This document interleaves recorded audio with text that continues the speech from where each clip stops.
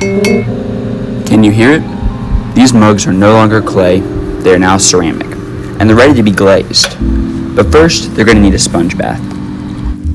A sponge bath will get rid of the layer of dust that's on top of your mug.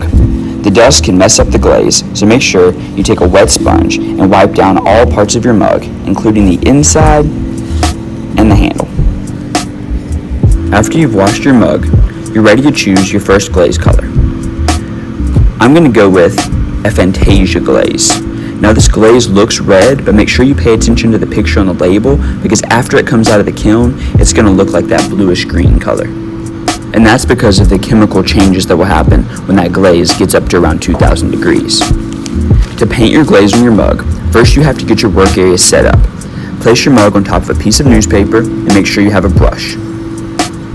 Now we're ready to begin painting. You need to paint the inside of your mug, the inside of the handle, all parts except for the very bottom of your mug. No glaze down there. If you put glaze on the bottom of your mug, it can cause your mug to stick in the kiln. Once you've decided on your glaze color for your first layer, open up the glaze and begin stirring it up.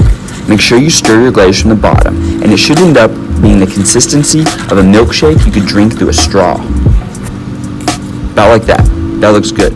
Once your glaze has a good consistency, you can begin painting it. Take your brush, dip it in the glaze, and begin making back and forth brush strokes on your cup. Make sure you have enough glaze on your brush. If you don't actually have much on your brush at all, you'll end up with a very thin layer like that, and that won't be enough glaze for it to actually turn glossy when we put it in the kiln. On the flip side of that, you also don't want to paint with too much glaze on your brush. It'll make a big mess, you'll end up with drips and wasting glaze onto your newspaper, and this can also create a layer of glaze that is too thick and can actually melt off your cup in the kiln.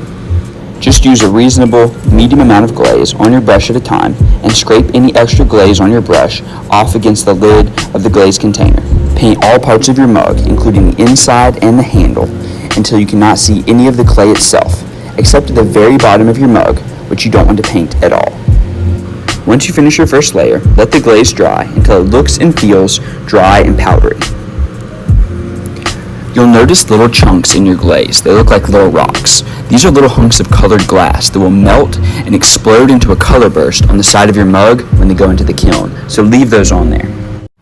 Tomorrow, we'll add a second and third layer of glaze to our mugs. They have to get 3 layers of glaze and be put back in the kiln before the glaze will actually turn glossy. And we'll do that tomorrow. For today, let's get started on that first layer.